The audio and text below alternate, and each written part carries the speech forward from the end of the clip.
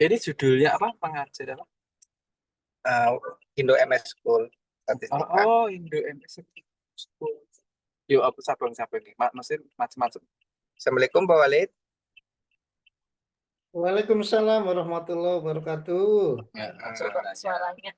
Yeah. Matur nuwun sudah hadir. Saya dengan Prof. Ordono. Oh, J, siap.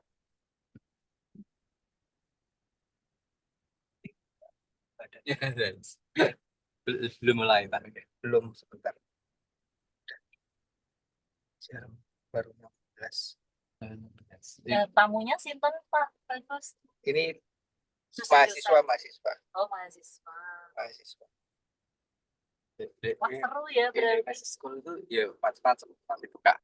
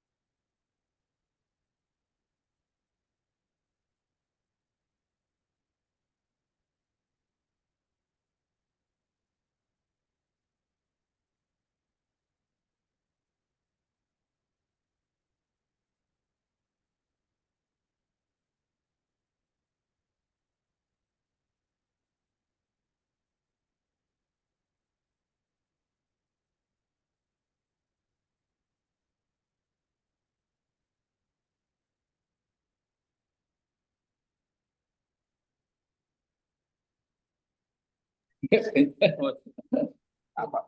Pak Walid niki kula dengan Prof. Ordono. Halo Pak Walid. Mana kan? Nggih.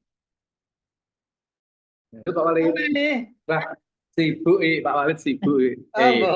Boten, Prof. Gimana, Prof? Ada ilmu petunjuk? Berarti dari rumah ya, Semarang ya? Nggih, di rumah, Prof. Lah ini jenengan di mana, Prof? Di mana nih?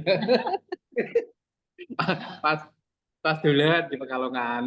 Oh, di Pekalongan. Ya. Kalau kan Ada besok ada ada seminar nasional dulu. ada seminar nasional di sana, Prof. Iya, mengisi. Oh, syukur. Tahun Selamat. kemarin ya ini tahun. Oh, di Unikal atau di mana, Ini Prof? Pak menemani Pak Gubernur muda nih loh. Oh, Temani Pak Gubernur muda besok juga dia mengisi di UIN. Ya. Nggih. Ini ngajar ya, mengajar statistik ya. Nggih, metode statistik, Prof. Ini di Terus nanti teman-teman Indo MS. biar Nggih. mereka ada pintar tambah pintar. Mahasiswa ya, Pak dosen muda. Mahasiswa. Ya, ini kayaknya mahasiswa nanti ya. Saya juga Hmm. baru ini. Kemarin Ya, ya. dimintain Ya, apa ya bagus. mutija. Bagus, mana kegiatannya nyata real gitu loh. Jadi Nggih, dan ini berguna untuk yang membutuhkan real. iya.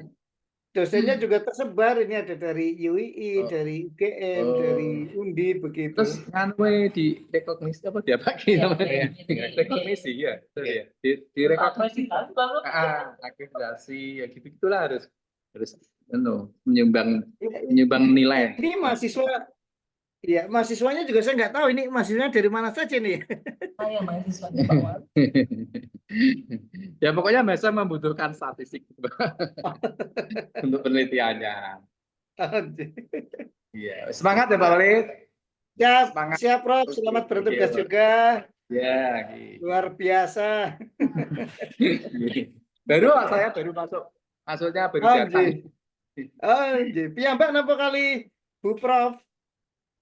Anu tak suruh nemeni soalnya kan gantian nyopir tapi nggak ikut jalan pas dia ganti ngajar jam 7 online ngajar kemarin kan Online. tinggal di Jakarta ke 7 terus ganti sudah janjian pukul 7 ganti ngajar ini jadi dari tempat nginap online ganti. Iya. Seminarnya besok Prof atau malam ini? Besok jam 8 ya Bu. Jam 8. Ini pembicara ini bos kita yang Pak Gubernur ini loh. Saya nemenin aja saya. Ya, sama dari UIN sendiri. Oh, Prof sukses selalu, sehat selalu. Itu sekarang kalau izin Pak Rian, saya kesangkut.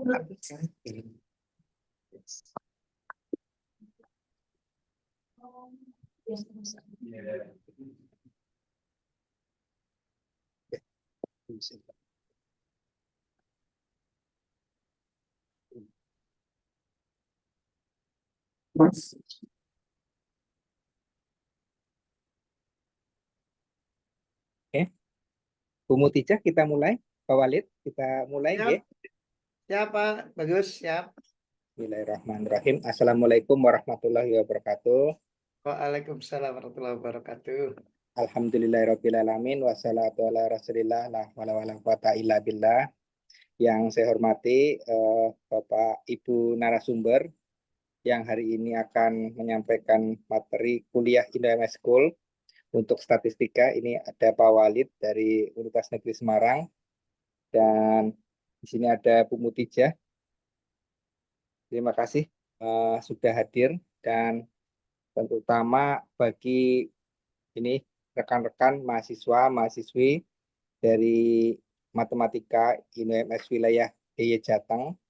Selamat bergabung di kuliah Indo MS School materi statistika. Kami ada 2 materi yang hari ini kita mulai dengan statistika dan mungkin besok akan kita mulai dengan persamaan diferensial. Untuk hari ini kita buka acara pembukaan Indo MS School materi statistika dengan membaca basmalah bersama-sama. Bismillahirrahmanirrahim. Oke. Mungkin saya tidak akan berpanjang lebar karena saya juga ingin mendengarkan ini materi statistika dari Pak Walid agar saya juga ketularan ilmu statistikanya. Ya. Mohon Pak Walid bisa berbagi ilmu untuk kami mahasiswa mahasiswi. Selamat belajar. Silakan untuk bertanya, mencatat, atau nanti materi-materi yang disampaikan atau rekaman ini juga bisa diakses di LMS Indo MS School di DIY Jateng. Monggo bisa dimulai. Saya serahkan event ini, kegiatan perdana ini kepada Pak Walid. Silakan Bapak. Baik. Terima kasih Pak Gubernur. Ini Pak Bagus, Gubernur termuda ini, kata Prof. Wardono tadi.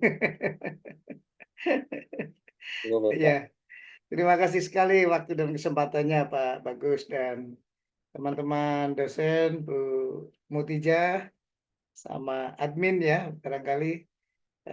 Saya sapa dulu ini para mahasiswa. Assalamualaikum warahmatullahi wabarakatuh. Selamat malam, salam sejahtera untuk kita semua. Ya, saudara sekalian, para mahasiswa yang saya banggakan, tentu pertemuan perdana ini menjadi eh, momentum yang sangat berarti buat kita untuk memulai aktivitas ibadah kita ya. Jadi saya selalu menyampaikan kepada para mahasiswa bahwa tentu aktivitas kita kuliah senantiasa kita niatkan sebagai salah satu rutinitas ibadah kita kepada Allah Tuhan Yang Maha Esa, agar apa-apa yang kita kerjakan di setiap kita kuliah senantiasa dicatat sebagai aktivitas yang bernilai pahala. Oleh karena itu, mari kita mulai pertemuan perdana ini dengan berdoa dulu. Seraya kita memohon ridho dan barakah dari Allah agar apa yang kita kerjakan senantiasa tercatat sebagai ladang ibadah. Berdoa menurut agama dan keyakinan masing-masing dipersilahkan. Bismillah.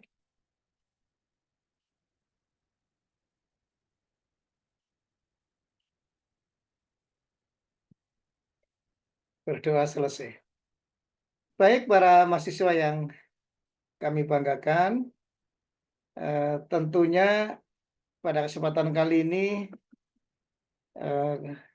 saya beserta tim dosen ada sekitar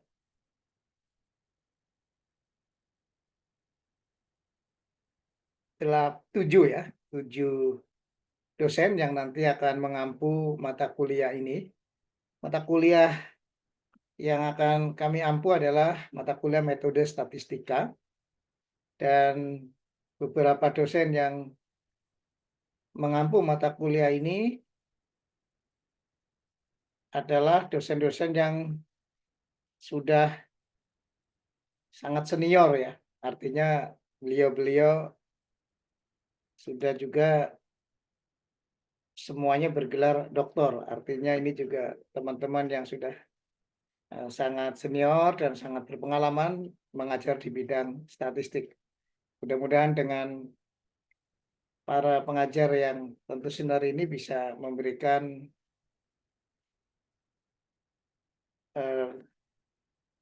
sharing ya, sharing ilmu pengetahuan khususnya di bidang mata kuliah metode statistik untuk para mahasiswa. Nah, saudara sekalian, biasanya di awal perkuliahan kita perlu adanya perkenalan dahulu supaya ada pepatah tak kenal maka tak sayang. Maka saya mohon izin untuk share dulu. Mungkin mohon maaf admin bisa membantu untuk saya bisa share screen.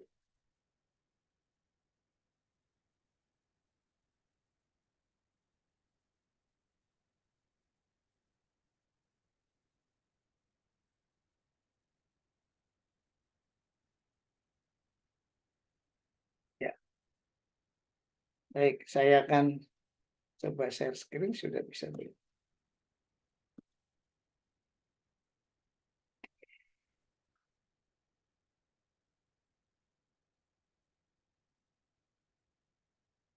Oke, baik. Terima kasih. Admin sudah membantu. Oke, saudara sekalian, mata kuliah metode statistik ini nanti akan diampu oleh tim dosen. Yang pertama ada Bu Dr. Koyimi ya dari Universitas Gadjah Mada. Lalu ada Bu Dr. Karyam dari Universitas UII ya. Kemudian dari Bu Dr. Mutijah, ini dari UIN. Saya Purwokerto. Kemudian ada Bu Dr. Tirastuti, guru yang dari Undip. Kemudian ada Dr. Atina Andika, SSI MSI ya, dari UII juga. Kemudian saya sendiri, saudara sekalian, saya Dr. Walid MSI dari UNES. Dan terakhir Dr. Abdul dari Unsud. Jadi kami bertujuh ya. Ini nanti akan bersama-sama mendampingi saudara sekalian untuk mengampu mata kuliah metode statistik ini. Nah, ini barangkali tim yang nanti akan secara bergantian mendampingi saudara sekalian di mata kuliah metode statistik. Saya mohon maaf juga ini barangkali admin bisa membantu saya untuk kita mengenal dulu mahasiswa di peserta mata kuliah metode statistik. Mungkin apakah ada presensi ya atau daftar mahasiswa yang bisa kita dapatkan. Saya kebetulan belum memperoleh informasi itu. Nah, sambil menunggu itu,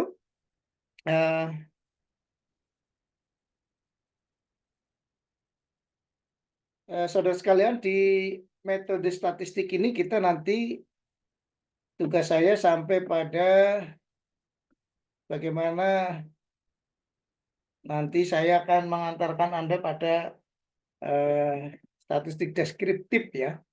Jadi barangkali masih sangat awal ya, karena Pak Walid hanya mendapatkan tugas sampai 2 pertemuan. Selanjutnya nanti akan dilanjutkan oleh teman-teman tim dosen yang tentunya sudah berbagi waktu dan kesempatan. Nah, kesempatan ini tentu menjadi satu kesempatan yang luar biasa buat kita untuk bagaimana kita berbagi ilmu, bagaimana kita sharing pengetahuan ya, khususnya terkait dengan metode statistik. Dan metode atau model pembelajaran seperti ini tentu menjadi satu hal sanah yang menjadi pelengkap sekaligus menjadi penyemangat kita tentunya untuk membangun silaturahim ya, membangun kerjasama antara satu lembaga dengan lembaga yang lain. Kita tahu tadi beberapa dosen yang mengampu mata kuliah ini juga berasal dari perguruan tinggi yang berbeda. Ya, walaupun satu sama lain sebetulnya kita sudah saling mengenal dekat begitu. Dan tentunya ini menjadi satu penjembatan buat kita untuk bagaimana kita nanti bisa lebih dekat, lebih bersinergis, dan tentunya bisa saling kolaborasi dalam tridharma perguruan tinggi. Baik, di dalam mata kuliah metode statistik ini nanti secara khusus nanti kita akan sedikit membahas ya di tugas Pak Walid. Seperti tadi yang saya sampaikan, nanti akan membahas tentang bagaimana pengantar metode statistik. Kita dimulai dari mungkin kita akan menyampaikan pengertian statistik sendiri, kemudian kita nanti akan membahas tentang bagaimana beberapa poin-poin penting yang yang hadir atau yang harus kita pahami terkait dengan menyajikan data tunggal ya, kemudian bagaimana kita menghitung mean, kemudian bagaimana kita menghitung variance ya atau nilai varian, kemudian bagaimana kita bisa mengurutkan data yang sederhana gitu. Dari data tunggal lalu nanti kita berkembang ke data kelompok ya, data kelompok yang menghandle bagaimana satu data yang besar ini nanti kita kelola, kemudian mencari besaran-besaran statistiknya begitu. Lalu nanti baru di pertemuan berikutnya kita akan membahas secara detail bagaimana menyajikan data ya. Kemudian seringkali juga nanti kita akan bagaimana membahas tentang statistika deskriptif gitu ya. Mungkin secara detail nanti. Dan tentunya bagaimana kita mengumpulkan data juga ini juga penting ya. Dan lalu nanti selanjutnya akan di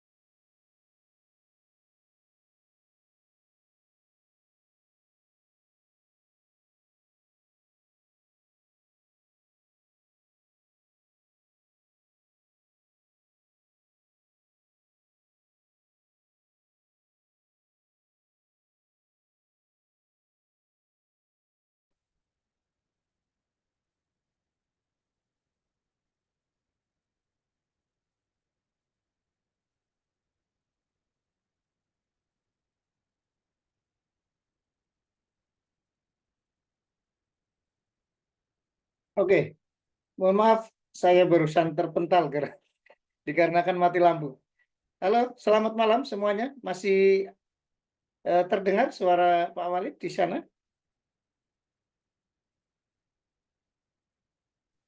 Masih, Halo? Pak. Oh, masih. Baik. Terima kasih, Pak. Baik, terima kasih saudara sekalian. Mohon maaf karena tiba-tiba mati lampu sehingga jaringannya terputus dan langsung hilang ya. Oke, saya lanjutkan tadi sampai di pengantar ya. Oke, saudara sekalian yang saya banggakan, tentunya mempelajari metode statistik kita harus mempelajari beberapa konsep dasar ya. Atau sering disebut dengan pengertian dasar gitu ya. Nah, yang pertama yang perlu kita pahami terkait dengan istilah data ya.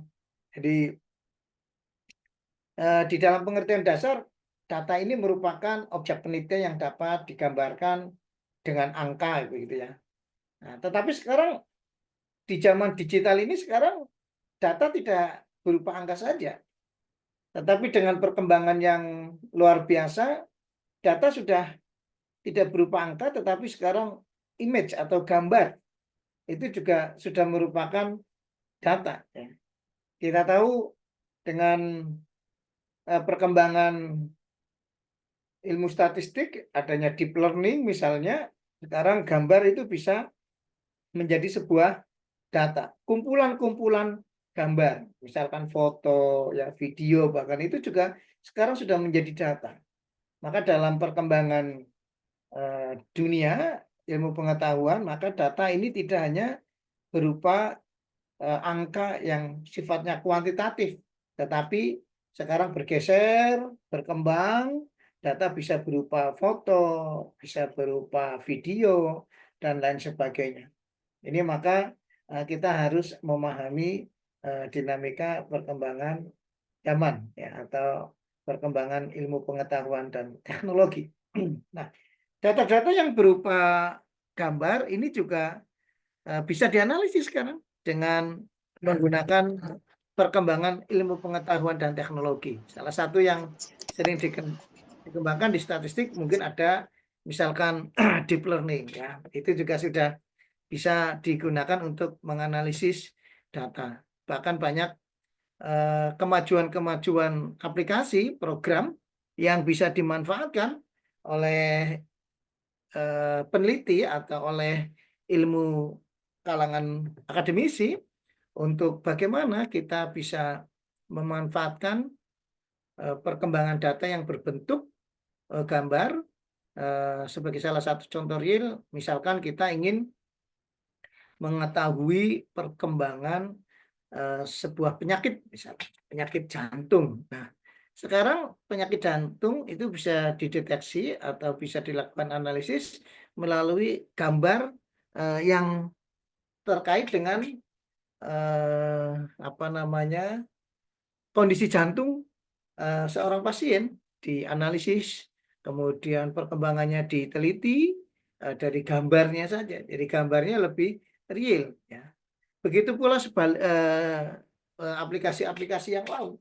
Ini sangat banyak ya, sehingga para mahasiswa tentunya kita harus terus berkembang ya, bahwa data sekarang sudah tidak berbentuk angka lagi, tapi bisa berbentuk gambar, bahkan video itu juga bisa menjadi sebuah data.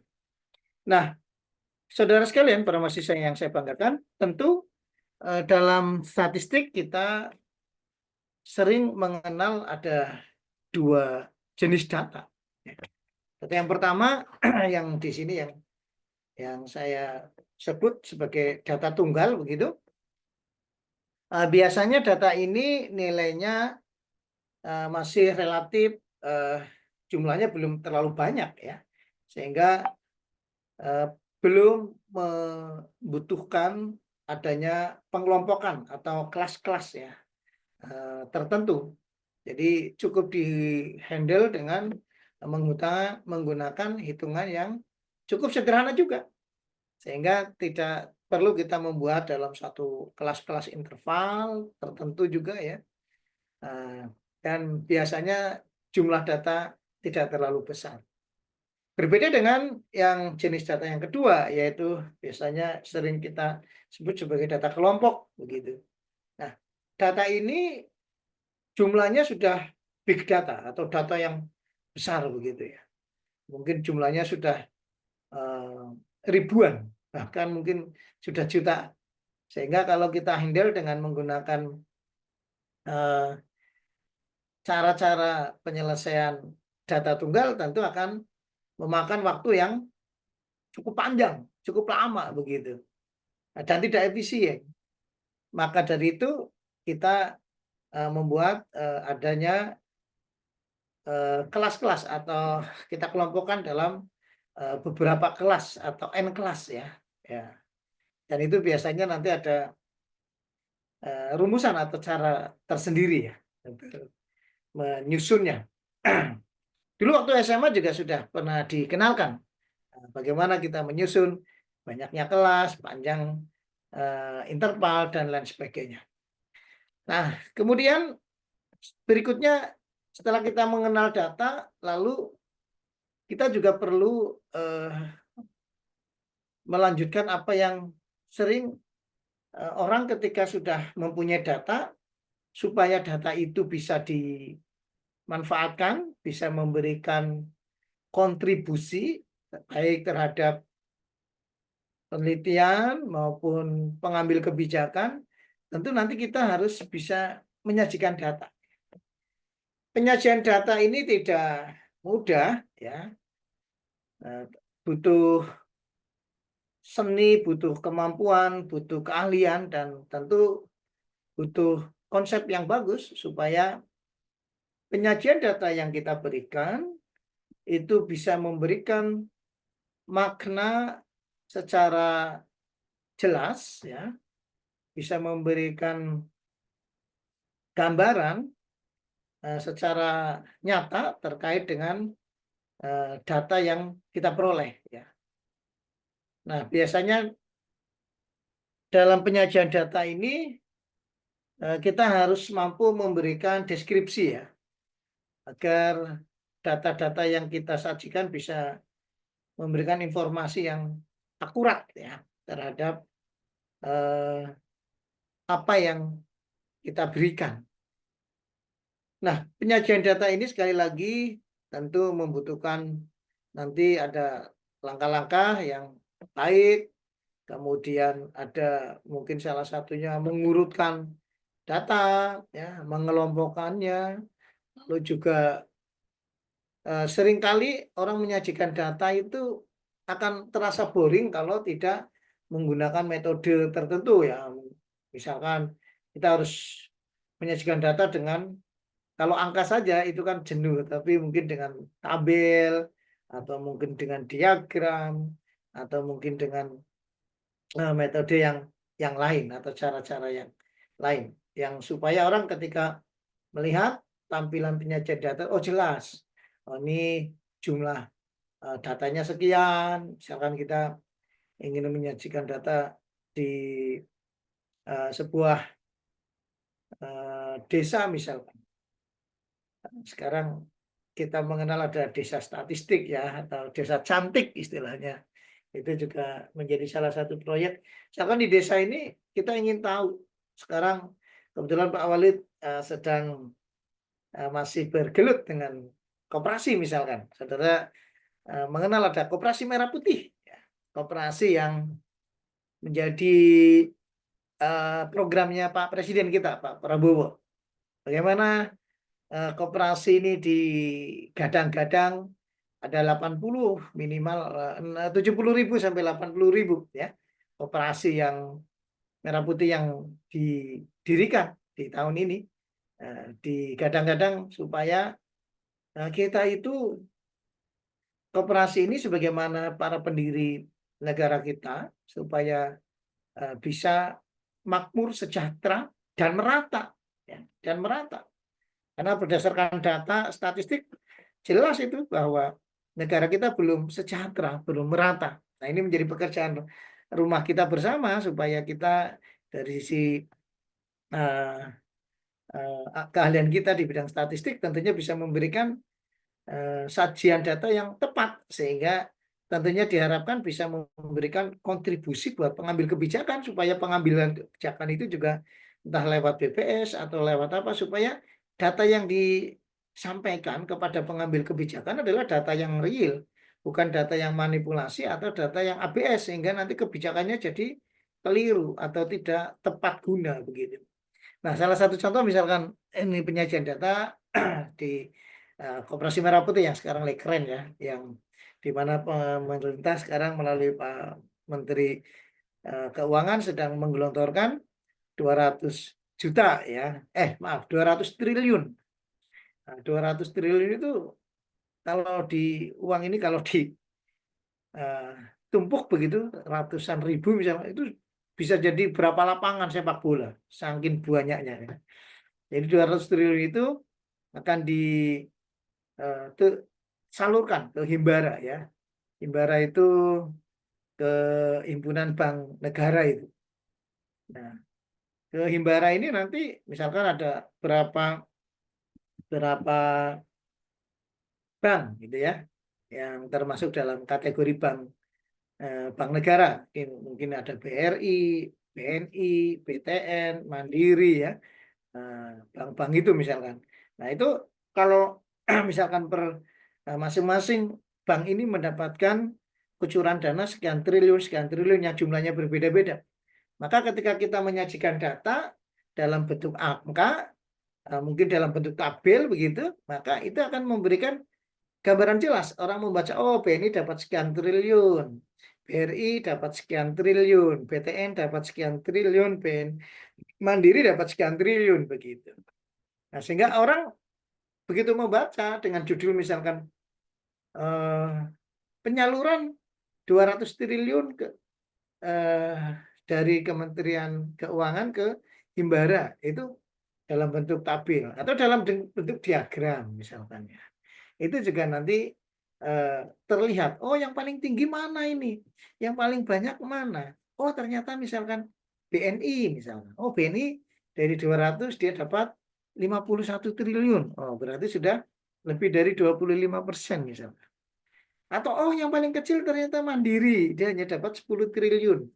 Nah, karena mungkin slotnya segitu atau mungkin pengajuannya segitu, karena menurut informasi juga bank-bank ini masih bingung karena walaupun pemerintah memberikan kebijakan nanti koperasi Merah Putih akan mendapatkan hanya dibebani suku bunga 2%, tapi ini juga akan ribut juga di lapangan. Nah, barangkali di antara saudara ada yang menjadi pengurus ya, apalagi pernah Pak Walid itu bincang-bincang dengan dirjen di kementerian itu, ternyata mereka di daerah-daerah itu Kementerian Desa ya, itu ternyata seperti NTB sendiri kesulitan mencari sumber daya manusia. Nah, saya tidak tahu ini mahasiswa apakah tersebar di seluruh daerah atau ada dari daerah-daerah yang cukup jauh dengan Jawa ya. Nah, kalau Jawa sih insya Allah hampir semuanya cukup merata ya. Tapi yang kita lihat di daerah-daerah yang jauh dari ibu kota, misalkan di NTB sendiri itu ternyata berdasarkan data kepala desanya mereka mencari sumber daya manusianya sulit. Nah, ini menjadi sebuah sajian data juga nanti penyampaian data. Oh, ternyata dari sekian provinsi, kemudian nanti sekian kota kabupaten, sekian ribu desa kelurahan, ternyata ada banyak yang belum siap. Sehingga mungkin dari 70.000 atau 80.000 Koperasi Merah Putih yang digadang-gadang mau didirikan di tahun ini, nanti barangkali harus ada pending dulu dan seterusnya. Nah, tentu sajian data ini sangat menarik dan memberikan kontribusi yang sangat bermanfaat buat negara kita, khususnya untuk kementerian-kementerian terkait. Ya. Hanya memang mendapatkan data seperti ini yang representatif atau yang valid, ini akan sangat sulit, membutuhkan biaya yang tidak mudah ya. Nah, ini menjadi PR yang tidak mudah ya untuk pengambil kebijakan, khususnya mungkin di BPS. Baik, saudara sekalian yang saya banggakan. Nah, berikutnya kita perlu sedikit mengetahui tentang apa bedanya statistika dan statistik ya.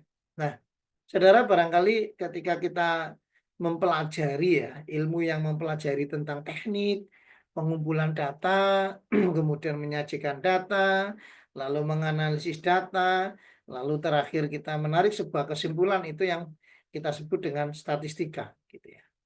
Jadi sekarang ilmu mata kuliah kita adalah metode statistika, bukan metode statistik gitu. Nah, statistik sendiri artinya apa? Itu yang disebut adalah datanya. Jadi data yang diperoleh dari hasil observasi ya, atau Anda mengambil data ya, itulah yang disebut statistik. Seringkali kita orang statistik juga keliru, maaf, menyebutkan ini jan-jane statistika atau statistik begitu. Nah, sehingga kita kadang keliru menggunakan dua istilah ini. Nah, maka mungkin malam hari ini kita sama-sama belajar ya. Pak Odi juga masih belajar ya, terus belajar ya. Oke, saudara sekalian yang saya banggakan. Nah, berikutnya kita juga perlu mengenal adanya beberapa pengertian dasar ya di dalam metode statistik ya. Yang pertama tentang ketika kita mau mengambil sebuah penelitian ya kita harus mengenal adanya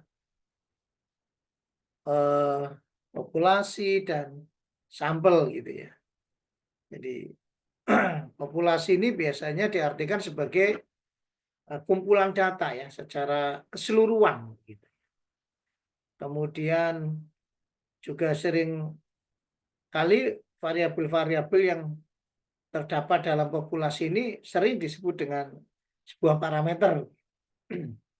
Sedangkan sampel ini sebetulnya sampel adalah bagian dari populasi. Bagian dari populasi ini sering kita sebut sampel atau sampel sering diartikan sebagai kumpulan data yang menjadi representasi ya dari data keseluruhan. Dan biasanya variabel-variabel yang terdapat dalam sampel ini yang disebut dengan statistik begitu.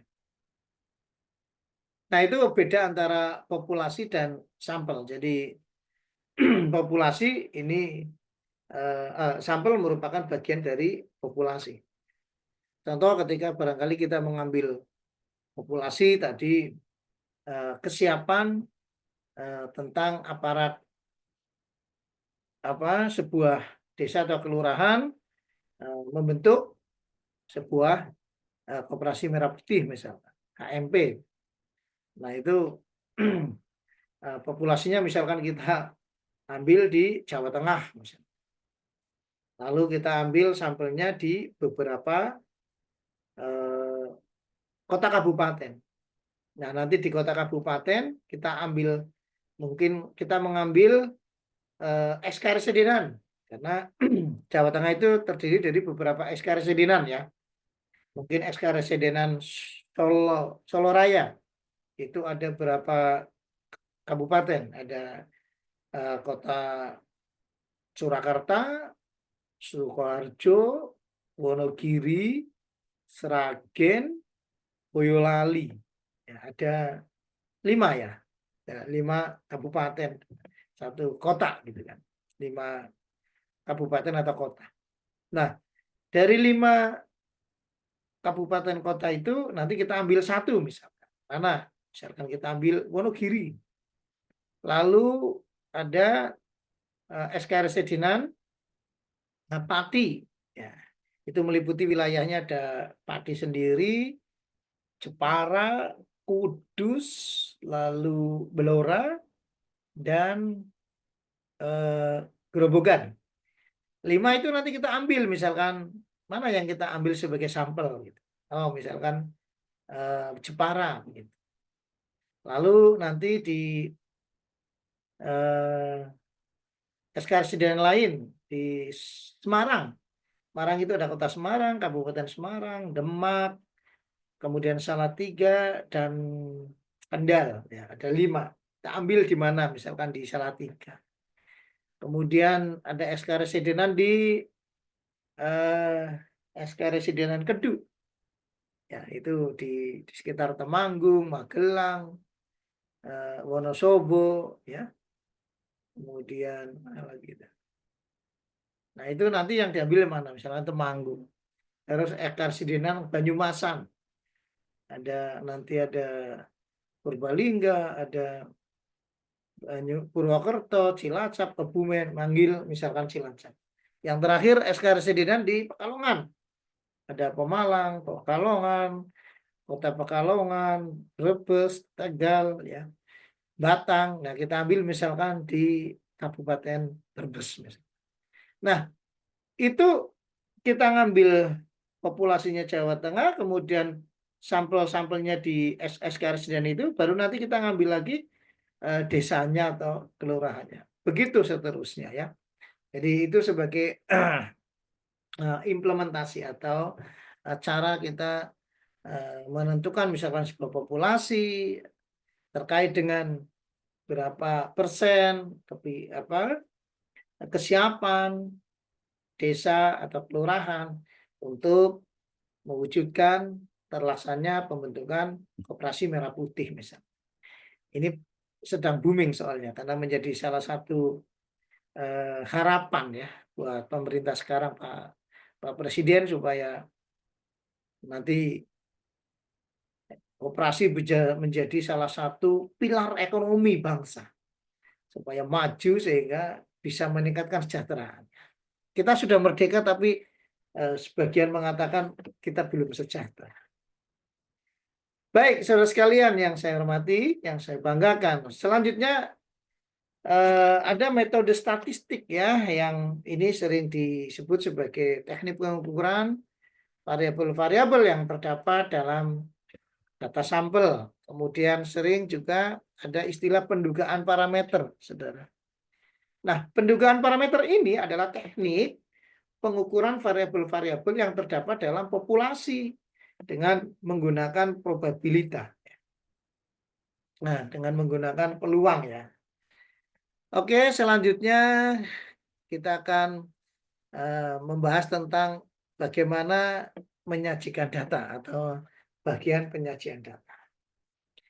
Oke, barangkali sampai di sini dulu. Ada yang mau ditanyakan? Silakan sebelum Pak Walid sampaikan ke penyajian data. Monggo, para mahasiswa. Ada yang mau ditanyakan? Mungkin langsung on kamera begitu ya. On mic gitu ya. Atau resen. Agar sebelum kita lanjutkan ke penyajian data, ada mungkin feedback dari mahasiswa ini. Ada? Silakan para mahasiswa.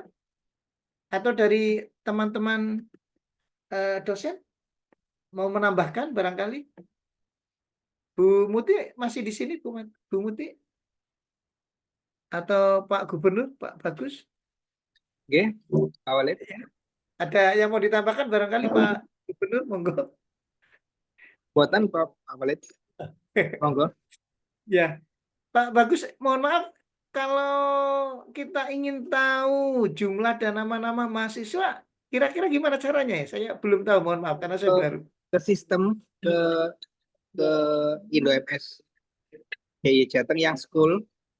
Nanti di sana ada masuk ke akun yang kemarin dibagikan.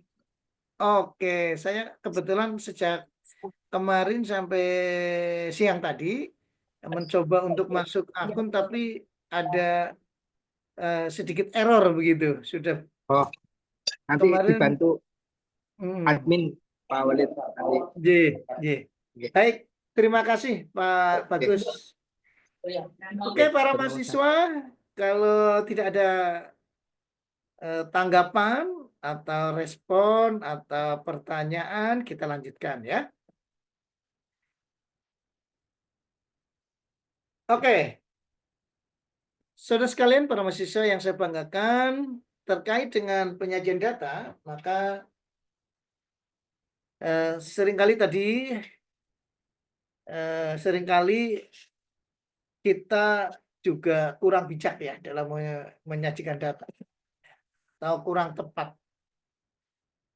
Data yang kita sajikan bisa jadi bias atau ya, tidak sesuai dengan fakta begitu. Nah, sehingga harapannya ketika kita menyajikan data ini harus mudah dibaca, mudah dipahami juga. Maka di awal Pak Walid sampaikan bisa jadi memudahkannya itu data bisa disajikan dalam bentuk tabel ya, atau mungkin grafik ya, dalam bentuk mungkin diagram juga gitu ya, itu juga bagus gitu ya, dan mungkin lebih oke begitu ya, lebih representatif dan lebih komunikatif begitu ya, tidak menjenuhkan gitu kan. Supaya orang juga tertarik. Biasanya tampilan itu kan juga sangat memberikan kesan bagaimana kita memberikan sajian data itu enak ya. Kemudian juga penyajian data dalam bentuk tabel ini digunakan biasanya dalam pengukuran yang sifatnya kuantitatif. Sedangkan dalam bentuk kualitatif biasanya kita menggunakan dalam bentuk grafik. Lebih efisien ya, lebih mudah. Nah, saudara, di dalam penyajian grafik ini seringkali harus kita sesuaikan dengan tujuannya. Ya. Nah, misalkan ada grafik batang ya. Misalkan grafik dengan menggunakan grafik batang. Ini biasanya bertujuan untuk membandingkan deret data ya. Kemudian ada grafik garis. Nah, grafik garis ini bertujuan untuk memperlihatkan tingkat dinamika atau perubahan deret data ya. Jadi perubahan naik, apa turun, kecenderungan dan seterusnya. Kemudian grafik lingkaran ya. Ya, lingkaran ini bertujuan biasanya untuk memperlihatkan presentasi nilai-nilai dalam data. Yang barangkali tadi saya singgung sebagai ya sering mungkin seperti diagram begitu ya. Kayak dulu mungkin waktu SMA atau SMP kita sering membuat itu. Apa itu diagram Venn ya, misalkan ada lingkaran di sana ya. Kemudian mana yang suka pelajaran matematik, mana yang suka pelajaran bahasa Inggris dan seterusnya. Oke, itu penyajian grafik ya. Selanjutnya untuk penyajian tabel ya. Nah, penyajian tabel ini harus senantiasa memperhitungkan jenis data juga. Nah, seperti tadi jenis data, apakah ini datanya dalam bentuk kategori yang tunggal atau yang kelompok gitu ya. Nah, ketika jenis data itu tunggal ya, maka jenis tabelnya antara lain bisa disajikan dalam bentuk piktogram ya. Yaitu biasanya menampilkan data dalam bentuk simbol piktogram. Jadi kalau tunggal pakai piktogram atau dalam bentuk torus ya, turus atau tali begitu. Tali biasanya bentuknya tali yang seperti kalau pemilihan ketua kelas misalnya, atau kalau di sekolah, kalau di kuliah pemilihan komting misalkan. Kalau lebih dari satu, wah itu kita taurus ya, kita urus dulu. Nah, kemudian kita tali setiap 5 kita kelompokkan begitu. Nah, itu berguna untuk memudahkan ya, untuk memudahkan. Selanjutnya ketika datanya kelompokkan gimana gitu ya. Ini data yang tentunya jumlahnya tidak sedikit ya. Maka kita harus menyelesaikannya juga dengan cara yang berbeda. Cara yang berbeda. Nah, dalam kasus ini atau dalam menghandle data kelompok ini kita menggunakan satu tabel yang disebut dengan tabel distribusi frekuensi. Nah, tabel ini sangat berguna untuk memudahkan dalam menangani ya kasus-kasus di mana datanya besar ya, atau seringkali dalam bahasa statistik big data begitu. Nah, tabel distribusi frekuensi ini menunjukkan adanya sebaran frekuensi ya. Ya, baik banyaknya data yang sejenis ya di setiap kelasnya. Ya, jadi nanti kita bisa melihat gitu.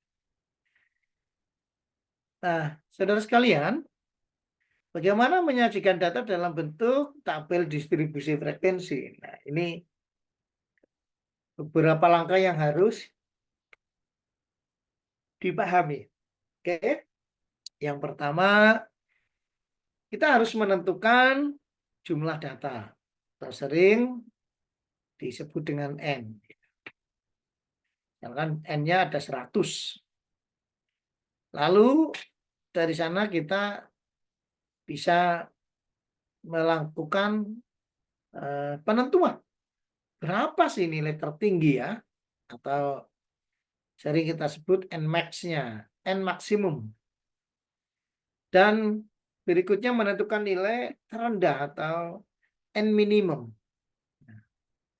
Lalu nanti setelah kita menentukan Nmax sama Nmin, kita menentukan jangkauan data, atau sering disingkat dengan J ya, singkatan dari jangkauan.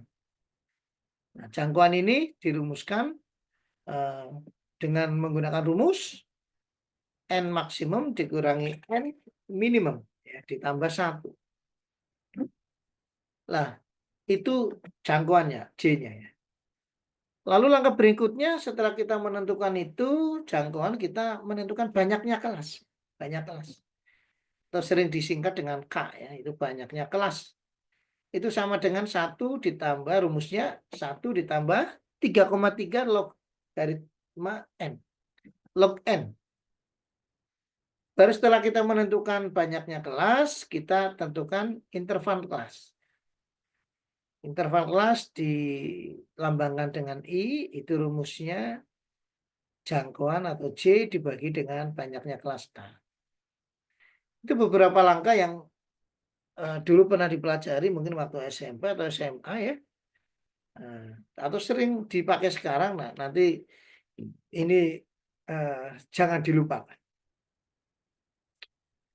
Nah, saudara sekalian, grafik yang dihasilkan dari tabel distribusi frekuensi ini biasanya dalam bentuk batang ya, dengan lebar tiap batang menggambarkan interval kelas ya.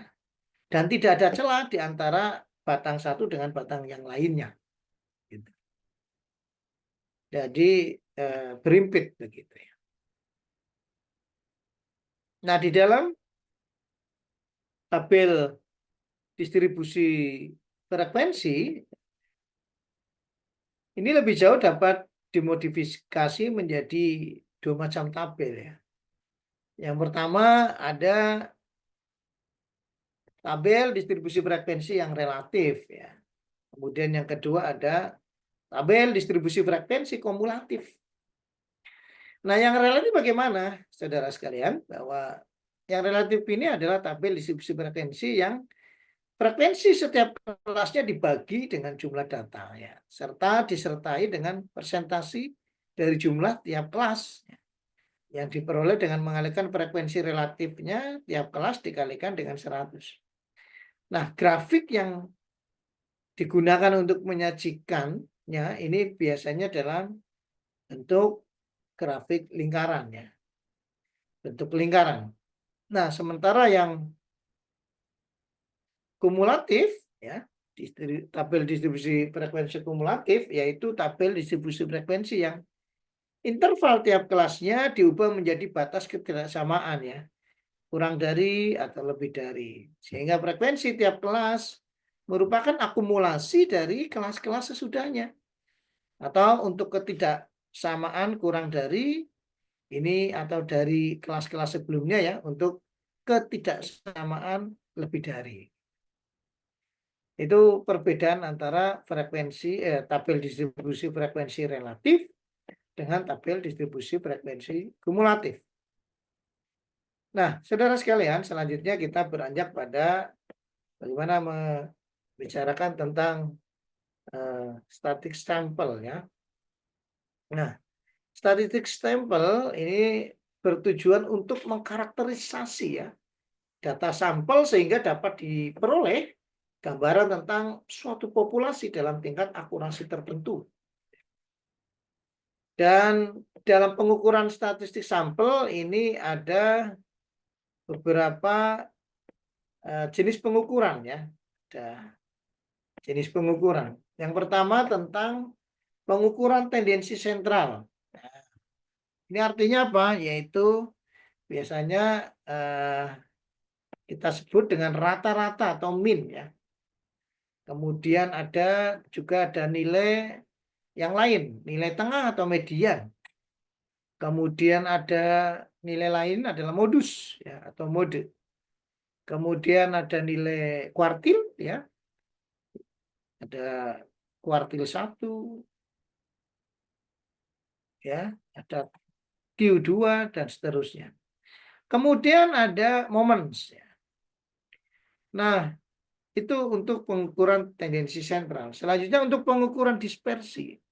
Ya, ini meliputi ada jangkauan atau range, ya. Kemudian ada jarak interkuartil, ya, interkuartil. Kemudian ada variansi, kemudian ada deviasi standar, ya, standar deviasi. Lalu ada kurtosis, ya, atau kemencengan, ya. Jadi menceng kemana ini, kanan atau kiri begitu. Kemudian ada momen pusat atau central moment. Dan yang ketiga terkait dengan pengukuran static sample ada jenis pengukuran relasional antara dua data. Nah, relasional ini meliputi adanya covariance dan korelasi. Kovarian dan korelasi. Nah, saudara, berikutnya terkait dengan statistik sampel untuk pengukuran tendensi sentral. Terkait dengan nilai min atau nilai rata-rata, ini kita bagi menjadi beberapa nilai rata-rata ini. Yang pertama ada rata-rata aritmatika, ya, atau arithmetic mean.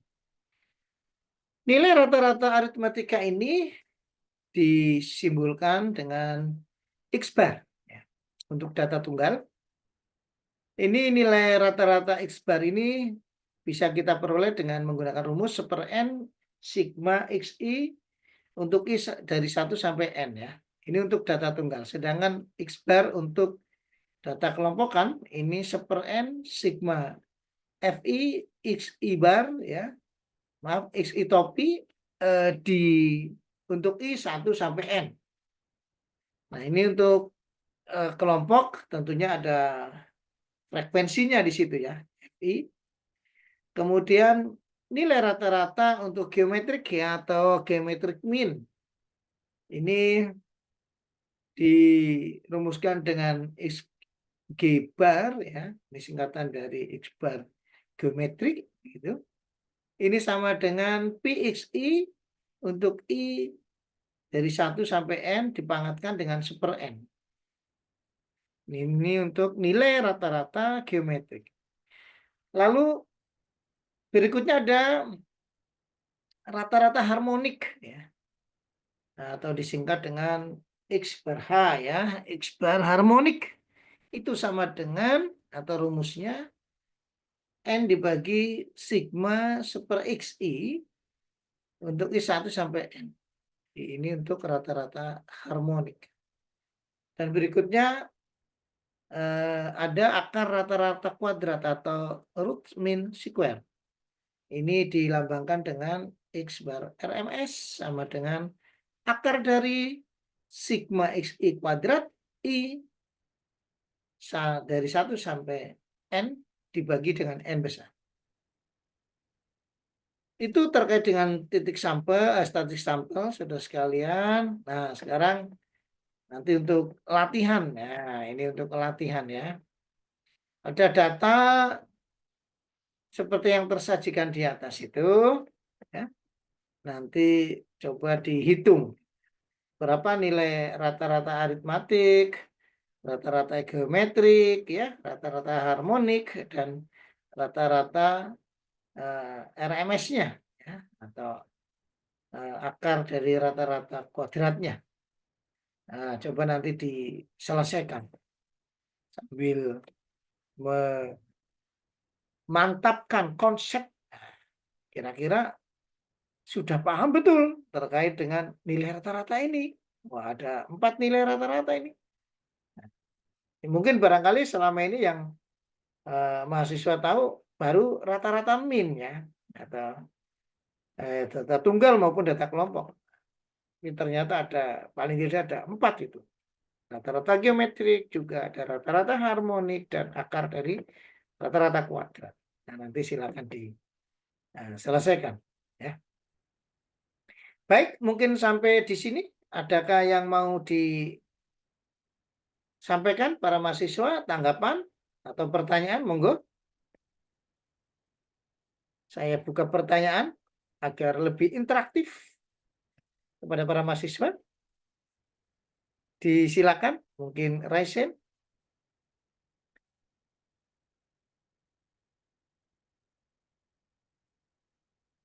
Ada? Iya.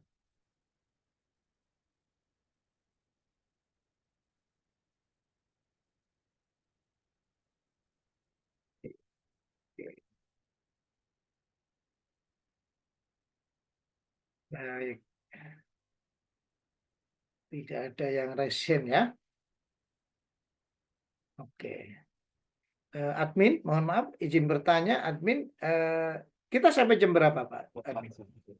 Monggo, Bro, Pak, monggo, Gimana, Pak? silakan menyesuaikan Pak Walid saja. Oke, oke. Saya sebetulnya ingin mengenal adik-adik kita nih. Ini mahasiswa S1 yang tersebar atau dari universitas apa, Pak Bagus? Nanti saya lihat datanya Pak Walid. Saya Jadi, kalau bisa interaktif lebih enak, kita bisa diskusi ya, bisa lebih berkembang begitu. Nih, mahasiswa ada cukup banyak ya, berapa? 40-an ya? mungkin nanti ada penugasan Pak Walid untuk bisa Ya, bisa interaktif. Nanti bisa disamarkan di LMS dan teman-teman mahasiswa bisa menyelesaikannya. ya baik. Sudah saya beri beberapa soal yang nanti akan coba diselesaikan ya. Nanti saya kirim coba nanti di LMS ya, nanti ya. Baik, ye.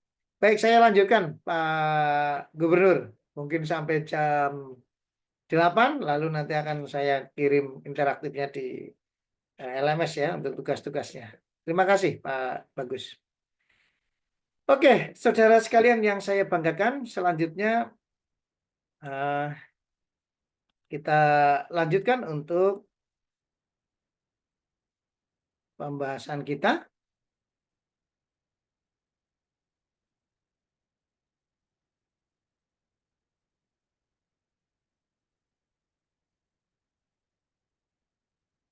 Oke, berikutnya terkait dengan status sampel.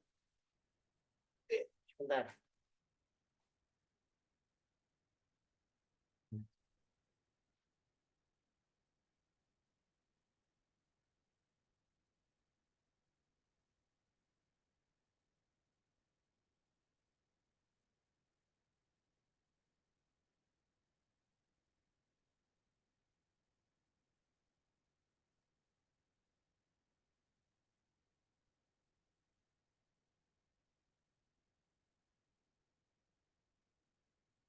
Ya,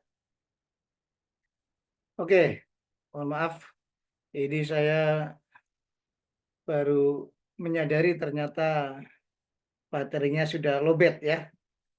Saking asiknya nih. Jadi tidak menyadari baterainya tinggal 10%. Baik, sudah saya pasang chargernya. Oke, saudara sekalian yang saya banggakan, mari para mahasiswa kita kembali ke static sampel ya. Tadi sedikit gambaran bagaimana kita membahas tentang nilai median begitu ya. Jadi kalau kita mempunyai data seperti yang tersaji, misalkan nilai harian satu mahasiswa ya namanya Andi, ini ada nilai 8, 7,5, 7,5, 8, 8,5, 9, dan 7. Maka ketika kita menentukan mediannya, pertama kali kita harus mengurutkan data itu ya, data tunggal ini. Diperoleh nilainya menjadi 7,5, 7,5, 8, 8, 8,5, dan 9. Kemudian dengan melihat menentukan posisi nilai tengah, yaitu ada pada data yang keempat, maka kita bisa melihat bahwa nilai tengah atau mediannya itu adalah 8. Berbeda ketika kita membandingkannya dengan nilai rata-rata secara aritmatik ya. Nah, dari data ini diperoleh nilai rata-ratanya 7,93. Ini menandakan bahwa median dapat dijadikan sebagai pengukuran tendensi sentral. Nah, kemudian dari sini kita juga bisa melihat modusnya ya. Kita bisa melihat modus ini adalah angka atau nilai yang sering muncul ya atau banyak muncul gitu. Sering muncul, paling banyak munculnya dalam sebuah data begitu. Nah, jika ini digunakan dari contoh sebelumnya, maka kita bisa memperoleh ternyata modusnya ini adalah yang sering muncul ini 7,5 dan 8. Yang artinya apabila di rata-rata menjadi 7,75. Apabila dibandingkan dengan rata-ratanya menandakan bahwa modus ini dapat dijadikan sebagai pengukuran tendensi sentral. Nah, ini antara modus dan median. Lalu berikutnya aplikasi di dalam kuartil, saudara sekalian. Nah, di dalam kuartil ini ada partisi data menjadi 4 segmen sama besar. Jadi 4 bagian sama besar. Maka kita bisa melihat bahwa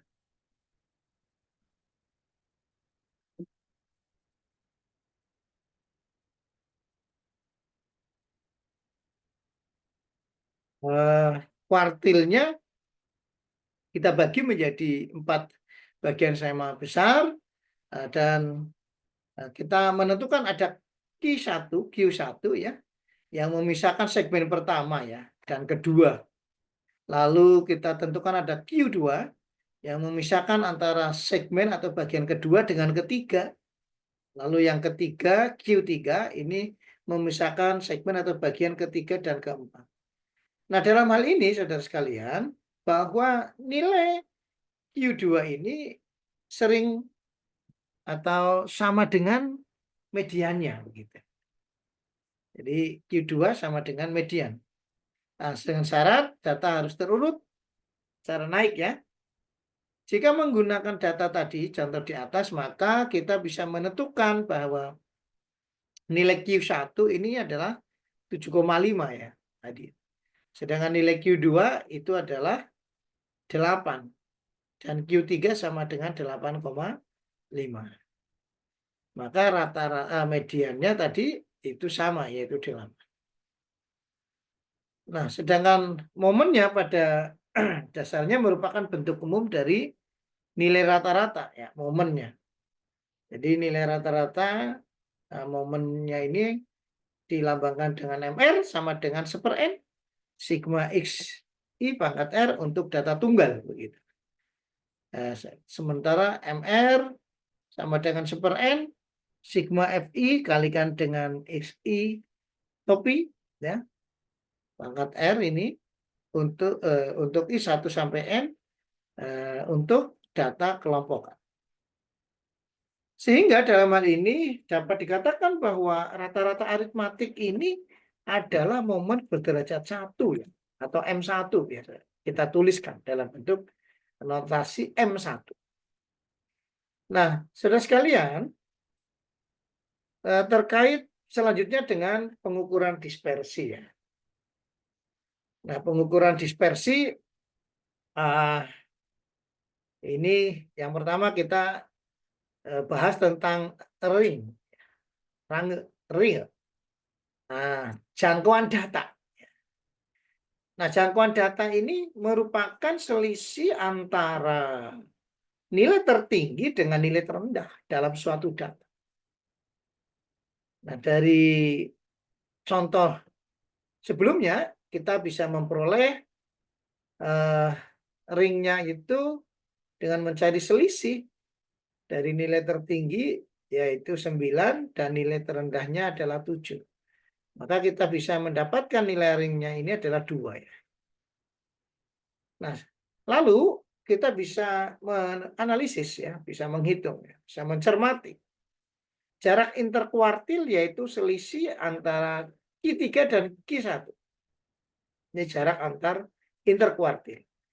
Nah, maka kita bisa mendapatkan dari data contoh di atas, jarak interkuartilnya adalah 8,5 dikurangi 7,5, yaitu 1. Nah, itu sebagai salah satu contoh aplikasinya. Nah, berikutnya kita bahas tentang varians, ya, variansi ya. Nah, variansi ini dilambangkan atau disimbolkan dengan huruf S ya. Dan rumusnya variansi ini adalah S kuadrat sama dengan 1/n sigma dari XI dikurangi X bar kuadrat. Untuk I sama dengan 1 sampai N ya.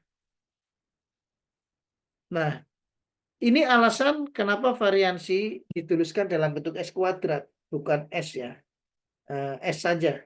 Karena biasanya S itu untuk deviasi standar atau standar deviation ya. Yang rumusnya ini, akar dari S gitu ya. Akar dari S kuadrat. Nah, kedua ukuran dispersi ini sering kali digunakan dalam analisis akurasi data. Dan kedua bentuk ini dipergunakan untuk data tunggal, sekaligus juga untuk data kelompok ya, yang digunakan dalam bentuk yang berbeda. Ini rumusnya ya. Ini rumusnya, jadi S kuadrat kelompok ini sama dengan 1/n sigma dari I topi dikurangi X bar kelompok dikuadratkan. Untuk I sampai dengan 1 sampai N. Dan S-nya untuk standar deviasinya, standar deviasi kelompok ini sama dengan akarnya ya. Akar dari S kuadrat begitu. Nah, berikutnya terkait dengan momen pusat ya. Momen pusat atau central moment ini analog dengan momen yang merupakan generalisasi dari nilai rata-rata ya. Kemudian juga momen pusat ini merupakan generalisasi dari nilai varians yang didefinisikan sebagai berikut ya. Untuk data tunggal ini NR sama dengan 1/n sigma XI min M1 dipangkatkan dengan R untuk I dari 1 sampai N. Ini untuk data tunggal. Sedangkan untuk data kelompok berbeda di sininya ya. XI topi. Nah, sering sekali bahwa varians merupakan momen pusat berderajat 2 ya. Jadi varians itu sama dengan N2 biasanya.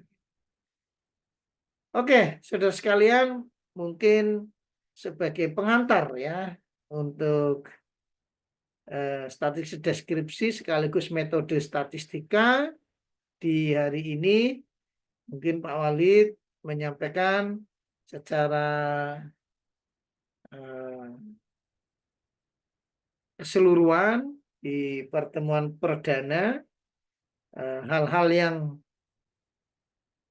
penting yang mendasari dari metode statistika cukup sekian, dan tadi ada satu soal yang latihan ini nanti bisa dikerjakan ya. Nanti mungkin di LMS akan Pak Wali tambah gitu, supaya Anda para mahasiswa makin semangat. Dan jangan lupa bahwa seorang mahasiswa yang akan berhasil selalu mempunyai motivasi besar untuk berhasil. Ada dua kemungkinan kita hidup itu. Menjadi seorang pemenang atau menjadi seorang pecundang istilahnya. Nah, mudah-mudahan yang hadir semua ini menjadi orang-orang pemenang ya, sehingga selalu bisa mendapatkan kesuksesan dimanapun kita berada dan selalu memberikan kontribusi untuk kemajuan negara ini, walaupun sekecil apapun apa yang kita bisa kerjakan. Kata Quran itu khairunas anfa'uhum linas. Ya. Orang yang orang yang baik itu adalah orang yang bisa bermanfaat untuk banyak orang lain ya, atau banyak umat. Jadi jadilah orang-orang yang manfaatnya bisa ditebarkan untuk berbagai macam elemen masyarakat. Itulah orang yang makin baik. Begitu seterusnya. Oke, para mahasiswa yang saya banggakan, ini ada, ini Pak Gubernur menyampaikan jika ada pertanyaan bisa dituliskan langsung atau ditanyakan di sini. Saya izin karena HP-nya lowbat. Oke, siap Pak. Bagus Pak Gubernur. Terima kasih. Baik, saudara sekalian yang saya banggakan, yang saya hormati, yang saya doakan mudah-mudahan semuanya menjadi orang-orang yang sukses.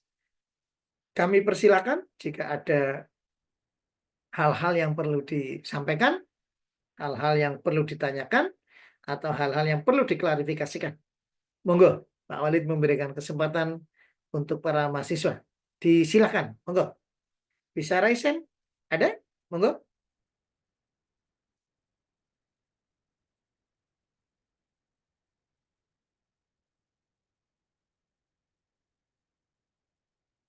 Oke. Sampai detik ini belum ada. Saya izin perkenalan dulu ya. Ini ada admin Indo MS. Mohon izin, mungkin saya boleh berkenalan dengan adminnya. Selamat malam.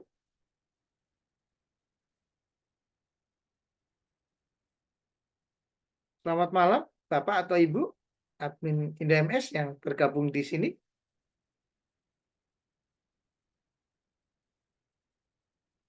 Oke, mungkin belum tersambung. Berikutnya saya panggil ada Mas Arman Maulana. Selamat malam, Mas. Iya, Pak. Iya, Mas Arman dari mana ini? Mahasiswa ya? Iya, Ya, dari mana Mas Arman? dari Universitas UIN Seju, Universitas Islam Negeri Prof. Kiai Haji Saifuddin Suryapuro. Islam Negeri mana, Mas? Prof. Dari Purwokerto. Purwokerto. Oke. Iya. Semester berapa sekarang, Mas? Semester 3, Pak. Semester 3. Baik. Terima kasih, Iya. Mas Arman.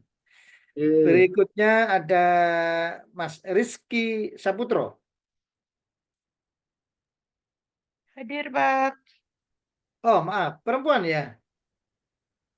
Laki-laki, Pak. Oh, laki-laki. Dari mana ini, Mas Rizky? Dari Universitas Islam Negeri Profesor Kiai Haji Saifuddin Zuhri Purwokerto, Pak. Purwokerto. Baik. Semester berapa ini? Semester 5, Pak. Semester 5 ya. Oke, terima kasih, Mas Rizky. Berikutnya ada Mbak Putri Ade Sastia. Selamat malam, Mbak Putri.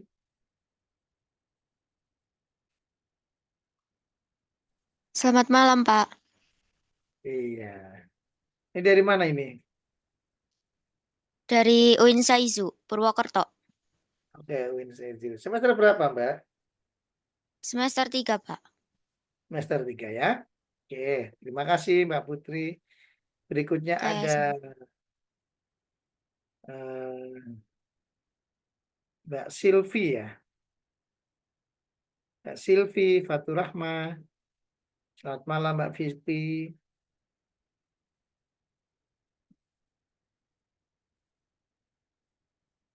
Halo, selamat malam Mbak Silvi.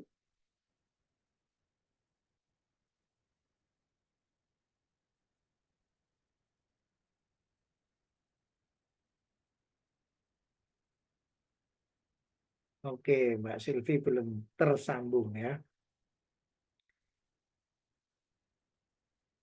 Berikutnya ada Mas Mirza Ali Rahman. Selamat malam, Mas Mirza. Selamat malam, Pak. Oke. Ini di mana Mas Mirza? Di kos atau di rumah ini? Saya di kos, Pak. Di kos. Asli mana Mas Mirza? Saya asli Bekasi, Pak. Oh, kuliah di mana ini? Kuliahnya di UIN Saizu Purwokerto. Oh, ini saya sudah. Semester? Semester 3, Pak. Oh, semester 3. Baik. Hmm. Terima kasih. Berikutnya Sama-sama, ada Pak. Mbak Afni Khairunisa. Halo, selamat malam Mbak Afni.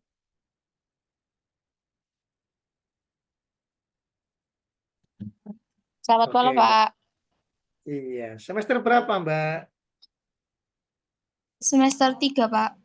Oke, asli mana ini? Aslinya dari Tegal. Oh, Tegal. Tegalnya mana Mbak? Nggih, Pak. Tegalnya Tegalnya Bumi mana? Jawa. Wih, Bumi Jawa. Pak Wali pernah ke Bumi Jawa itu. Ya, toh. Bumi Jawa itu dingin ya Mbak ya? Arah Nggih, Pak, dingin. Guci ya Mbak? Bener ya? Nggih, Oh, betul. ini kos di Purwokerto juga Mbak? Nggih, Pak, dari UIN Saizu Purwokerto. Oke. Ya, baik. Terima kasih. Semester 3 juga ya? Nggih, semester 3, Pak. Oke, terima kasih Mbak Afni. Nggih, sami-sami. Oke. Terus berikutnya ada Mbak Alisa Nurul Fauziah. Ada Mbak Alisa? Ya, Pak. Iya.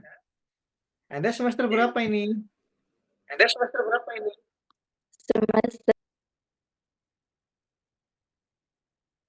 Semester berapa? 3, Pak. Oh iya 3 ya. Oh iya saya lupa dari tadi. Coba on kamera biar kita bisa lihat wajah kalian gitu ya. Biasanya Pak Walid kalau kuliah itu daring bisa on kamera kalian sehingga kita bisa saling mengenal wajahnya. Nah ini kan kali pertama bertemu jadi kalau on kamera siapa tahu ketemu lagi jadi nggak pangling gitu ya.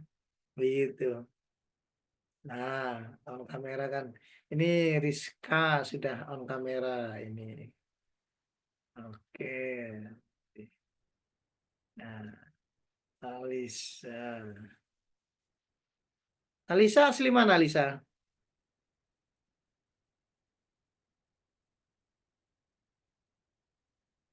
Asli Banjarnegara, Pak.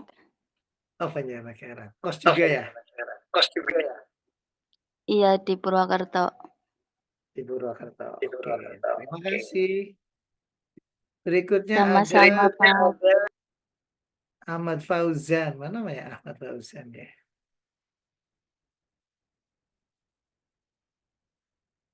Ahmad Fauzan.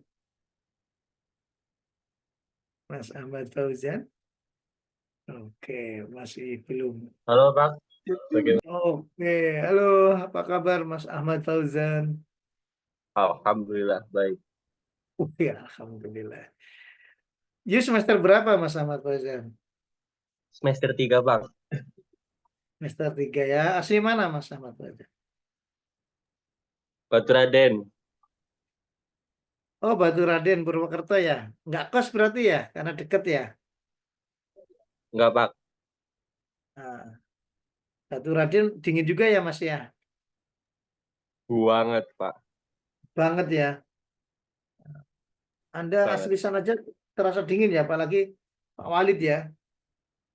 Pernah ke sana itu nginep kedinginan. Dingin banget. Nah,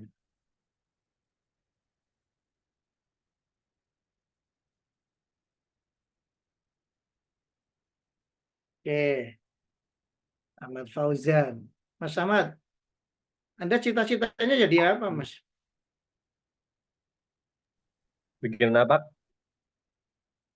Cita-citanya jadi apa? Pengusaha, Pak. Pengusaha. Wih, keren. Pengusaha mantep lah. Sip, ya. Oke, terima kasih Mas Ahmad Fauzan. Berikutnya Pak Walid pengen kenal Mbak Amelia Safitri. Mana Mbak Amelia Safitri?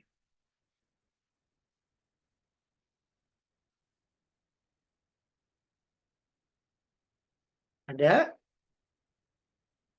Oh ya, Mas Ahmad Fauzan, ini mata kuliah metode statistik berapa SKS? 2, Pak. Oh, 2 SKS ya. Oh, kalau 2 SKS ya 2 kali 50 ya, baik. Oke, saudara sekalian, mungkin dari Pak Walid karena sudah jam 8.05 menit, mungkin pertemuan perdana kita itu dulu. Tolong tadi soal tadi sama nanti mungkin di LMS akan Pak Walid tambahkan ya tugasnya ya. Tolong dikerjakan ya. Minggu depan lagi kita ketemu di jam yang sama ya, hari Senin ya. Oke. Komtingnya siapa Oke, ini Pak. kelas ini? Ya, komtingnya siapa Mbak Rizky? Ada komtingnya?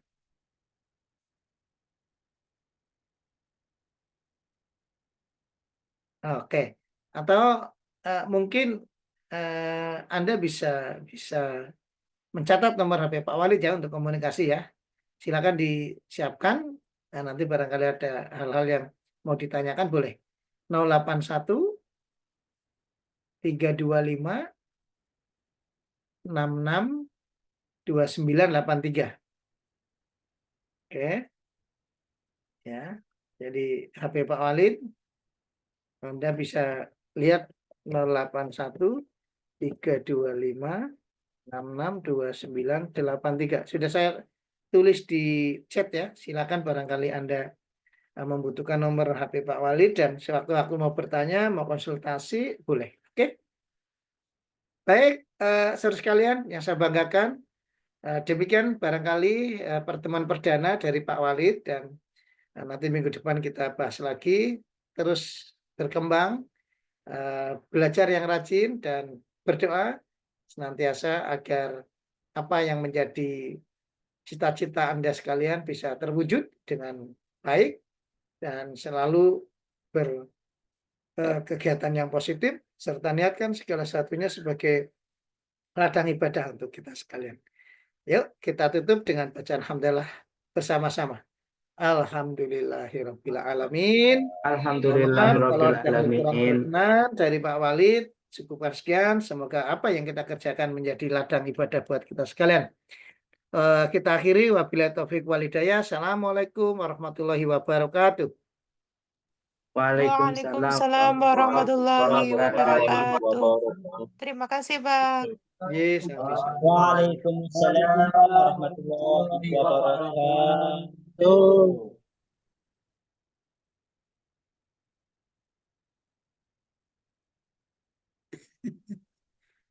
Senin lagi nggih Pak Walid.